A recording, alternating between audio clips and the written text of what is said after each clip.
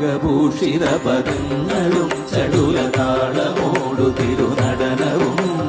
ഭസ്മഭൂഷിത മുരസ്ഥലം പരിണചർമ്മവും ഫണിഗണങ്ങളും വാസുകി പരിവിശോഭിതം വിമലവക്ഷസുംഭവഭയാവഹം ചന്ദ്രശേഖര തെളിഞ്ഞു കാണണം അന്തികേ മമ സദാശിവ നീലകണ്ഠതപനീലകണ്ഠവുമതിൽ കുളഞ്ഞുരവിമാലയും ഭൂവിശോഭവടിയും കരങ്ങളിൽ ഘമഠമാരവകളും തുടി ശൂലപാണേ